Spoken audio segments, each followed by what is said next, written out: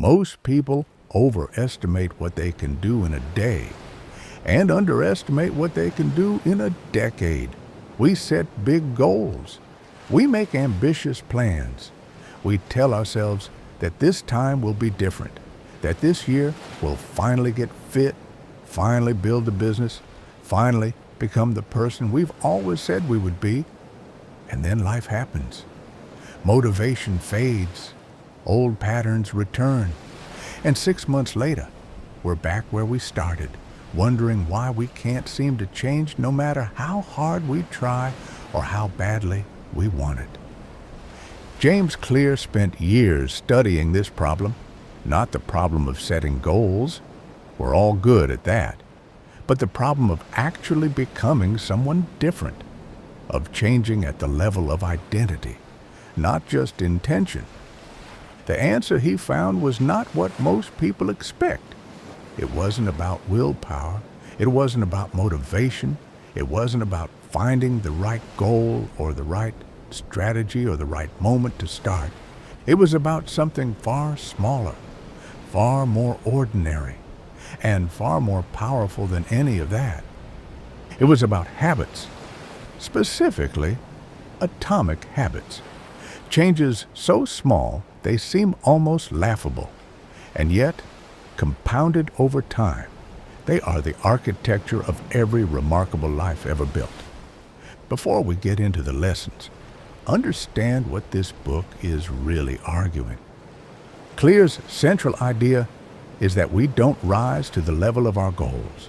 We fall to the level of our systems. Goals are important. They give you direction. But a goal without a system is just a wish. What actually determines your life is what you do consistently, automatically, without thinking. Your habits are your system, and your system is your life. The good news is that systems can be redesigned. Habits can be built deliberately, and you don't need to overhaul your entire life to do it. You just need to understand how habits actually work, and then use that understanding intentionally, patiently, and consistently to your advantage. The first lesson, the aggregation of marginal gains. Clear opens the book with a story about the British cycling team. In 2003, they hired a new performance director named Dave Brailsford. At the time, British cycling was mediocre. They had almost never won the Tour de France in over 100 years of trying. Brailsford introduced a concept he called the aggregation of marginal gains. The idea was simple. Find a 1% improvement in everything. Not a dramatic overhaul. Not a revolutionary new training method. Just 1% better in bike design, nutrition, sleeping position, hand-washing technique to reduce illness, even the type of pillow that gave riders the best sleep. Individually, none of these changes meant anything. A slightly better pillow does not win a race. Better hand-washing does not make a champion. But together, compounded over time, they produced something extraordinary. Within 5 years, the British cycling team won the Tour de France. Then they won it again and again. Over the following decade, they became one of the most dominant cycling teams in history. This is the mathematics of habits. 1% better every day for a year means you end up 37 times better than when you started. 1% worse every day for a year means you decline almost to zero. The same actions that seem to make no difference in the short term, because the results aren't visible yet, are the very actions that compound into everything in the long term. Clear calls this the plateau of latent potential.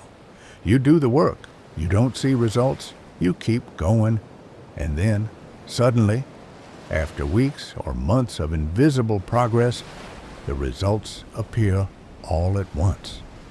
Not because something changed overnight, but because The work you did silently in the background finally broke through the surface. Most people quit in the plateau. They stop right before the breakthrough. The ones who succeed are the ones who understand that the results are always delayed, and they keep going anyway, trusting the process even when the process feels invisible. The second lesson, identity, is the foundation of lasting change. This is perhaps the most important idea in the entire book. Clear argues that there are 3 layers to every behavior change. The outermost layer is outcomes, what you want to achieve. The middle layer is processes, what you do. And the innermost layer, the deepest layer, is identity, who you believe you are. Most people try to change from the outside in. They start with the outcome. I want to lose 20 pounds. Then they design a process around it. I'll go to the gym 3 times a week. But the problem is that none of this touches the identity level. And when life gets hard, when motivation disappears, when the process becomes difficult, the old identity pulls you back. Because you still see yourself as someone who doesn't really exercise, someone who isn't disciplined, someone who always eventually quits. Clear's approach is the opposite. Start with identity. Ask not, what do I want to achieve, but who do I want to become?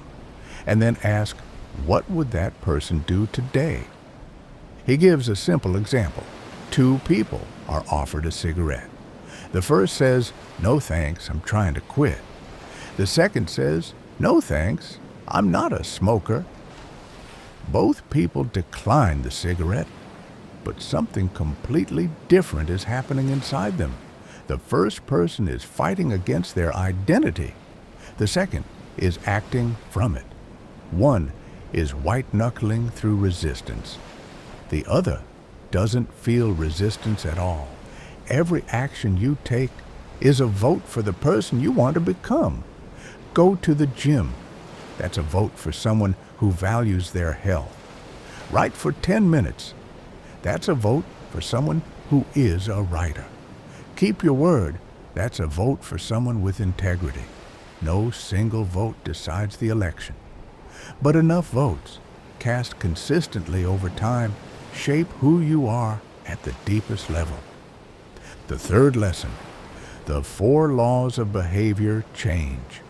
Clear breaks the science of habit formation into a simple framework built on 4 laws.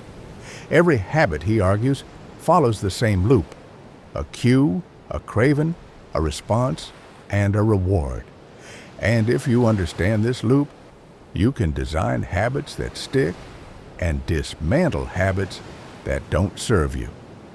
The first law, make it obvious. You cannot act on a habit you don't notice. Clear recommends a technique called implementation intention. Instead of saying, I'll exercise more, say, I will exercise at 7 in the morning in my living room on Monday, Wednesday, and Friday. The specificity of when and where removes the decision.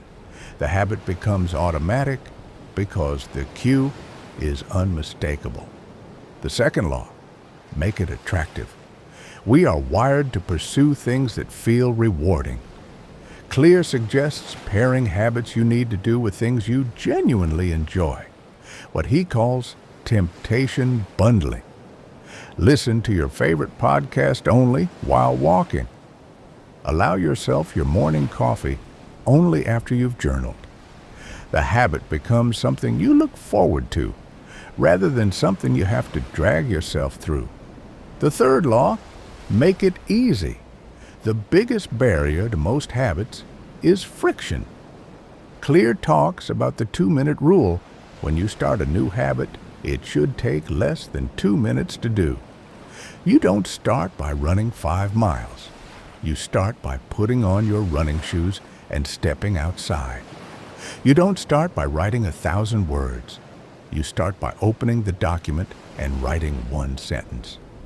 The goal is simply to show up consistently and let the habit grow naturally and gradually from there. The fourth law, make it satisfying. We repeat what feels good immediately. The problem with most meaningful habits, exercise, saving money, learning, is that the reward is delayed. So Clear recommends finding a way to make the reward immediate. Track your progress. Use a habit tracker. Give yourself something to check off at the end of each day.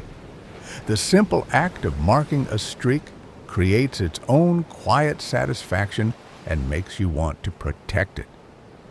These 4 laws work in reverse to break bad habits too. Make it invisible, make it unattractive, make it difficult, make it unsatisfying, remove the cue, add friction, delay the reward. The same architecture that builds good habits can be flipped to dismantle the ones holding you back. Here is what James Clear is really saying underneath all of it.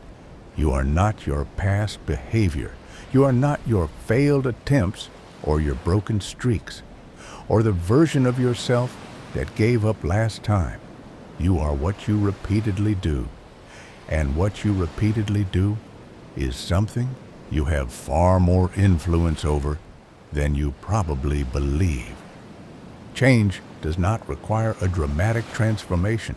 It does not require a perfect plan or an ideal starting point or a burst of motivation that finally feels strong enough to last.